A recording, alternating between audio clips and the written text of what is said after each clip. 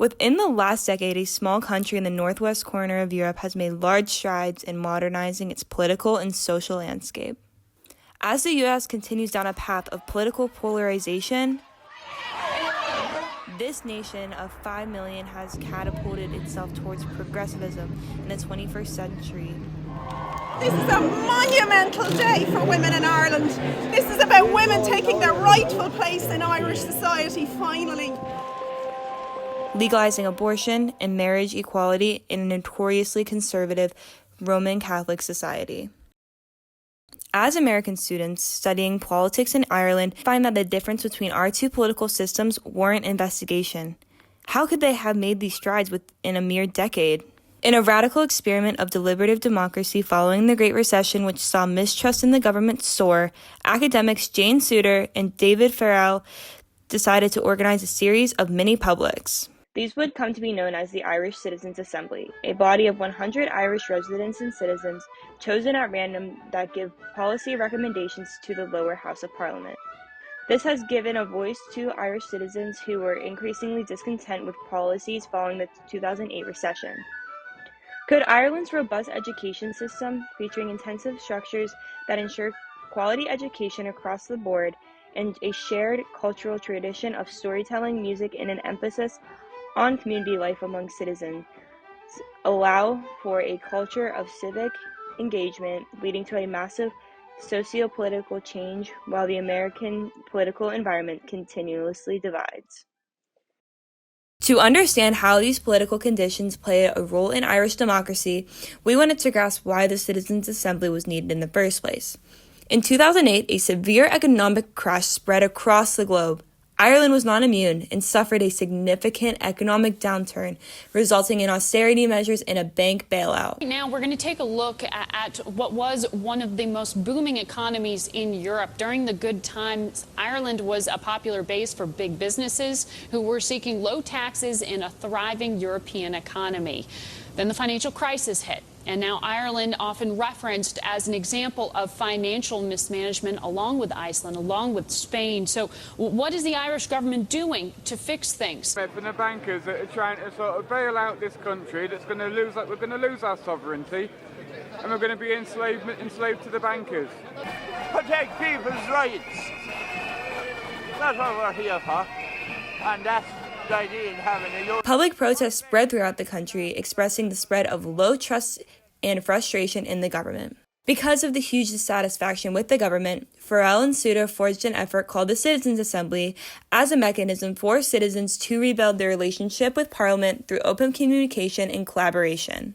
These assemblies are based on curating a random selection of 100 Irish citizens and residents, informing them about various social and political topics through the use of experts and guest speakers. Picked who are academic experts in whatever the topic is. So whether it's climate, whether it's biodiversity, whatever it is. And then they pick colleagues who they know are expert in different areas and get those due. And then it's presented to the citizens who have an opportunity to say no or to suggest other names instead. There's the first Constitutional Convention that it needed to be really clear the distinction between experts, because you can have economists who work for farming organisations or business or trade unions, but they are all actually representatives of those interests. So we wanted to be really clear that experts were experts and they could either give on the one hand and on the other, or if they had a position that they should be balanced by other experts. Now, of course, interest groups, NGO, whoever, have an interest in things and have expertise in it, but we wanted to be very clear that their expertise was different because they were talking to their own interests. Since 2016, these assemblies have covered a variety of hot-button topics from women's rights to climate change, with recommendations leading to the referendum for legalizing abortion and same-sex marriage in 2018 and 2015, respectively. While researching and learning about these assemblies, we noticed the inherent trust and respect the citizens had toward the assembly process and the other participants involved. This aspect of the assembly stood out to us. In our American politics, the experts presented at the assembly may have been scrutinized and not as easily trusted by our citizens. Also, the participants may have experienced more intragroup conflict and less productive civic conversations. While exploring Ireland, we began to wonder what specific political conditions led to their successes in the Citizens Assembly. We started by focusing our curiosities on how the institutional education system may uniquely prepare its citizens to be civically engaged. To begin exploring this question, we wanted to understand the basic structure of the Irish education system. To do this, we began by asking local students to explain how the school system functions in Ireland. So we do like primary school first, and we do that for how many years? Like junior, senior, first, second, 8 years. Third, yeah, 8 years, and then we do 6 years in secondary school. And in our third year in secondary school, we do like exams, and they don't go towards anything, but it is a state exam. And then in our final year, which is 6th year, we do another state exam, which goes towards like if we're able to get into college or not. So it depends how many points you get. The maximum is 625, and depending on that, like it's like how you get in, basically. In the United States, the quality of education is based more on socioeconomic status than merit. The funding of schools in the U.S. mostly comes from local taxes, mainly property taxes, which vary vastly between wealthy and poor areas. However, most of the funding in the Irish public schools comes from the Department of Education and Skills, which is a federal department. Because the schools are mainly federally funded, money is more evenly distributed. Post-secondary education is also cheaper than in the U.S. because the department helps fund them as well. These here are somewhat manageable. If you work a part-time job like I did, you can kind of pay your fees yourself. But yeah, the government generally tries to make it accessible for people.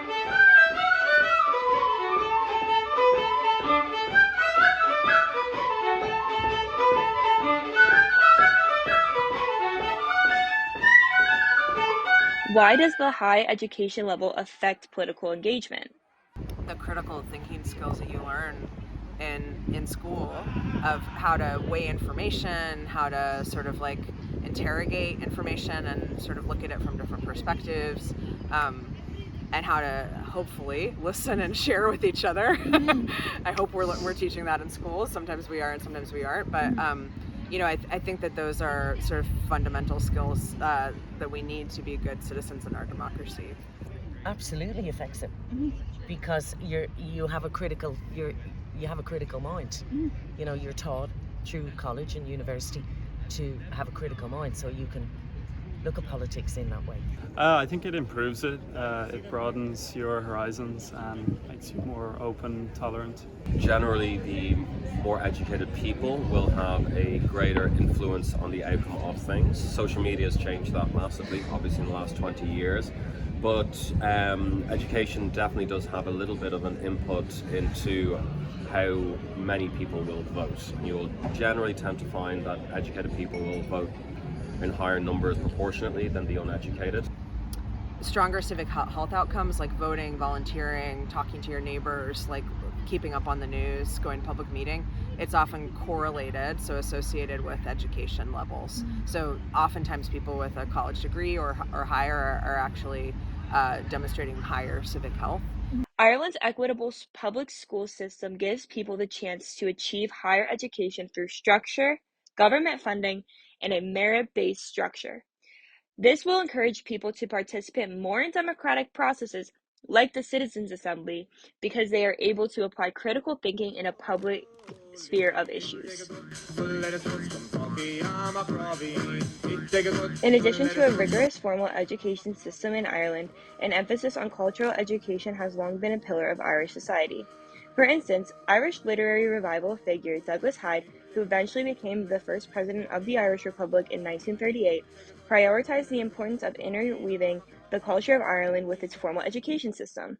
By running campaigns advocating for the Gaelic language revival in both formal and informal education, He attempted to bridge gaps between education and create widely shared Irish knowledge. We can still see Hyde's vision today in the way Gaelic is being emphasized in both informal and formal ways. Quite a lot. I did my school through Irish. So. I think it's actually gotten a lot better.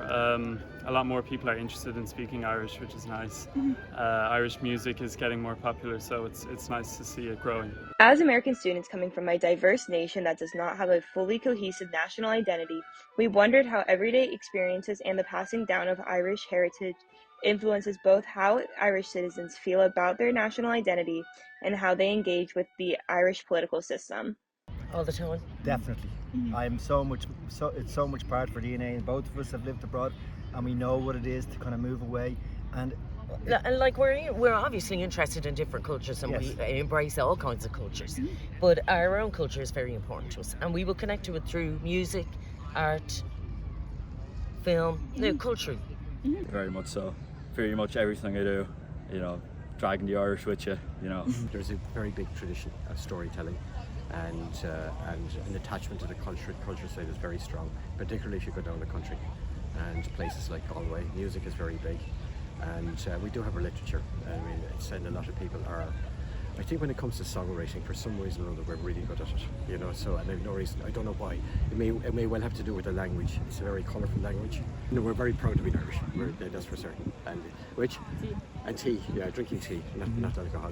We do.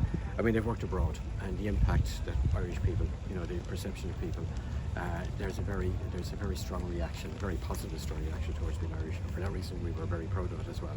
We're open, we're friendly, and when we're talking to you guys today, it has to be a good sign, so it's, so. We are all a culmination of our life actions together, but Ireland is a huge part of that, and I suppose given that we're a small country and we have had such a difficult history and past, it means that we are very unified when it comes to everything from sporting events to introducing our stories and our folklore and our tales and things, or just even talking to tourists and stuff like that as well. Yeah, I suppose we had a pretty troubled history as a country. We had our fair share of ups and downs, so no matter where you go and you meet an Irish person, you're able to get on and you're able to discuss things, and you kind of end up banged in together. So I feel like when there's problems that for certain nations would kind of get people people get angry before they get clever.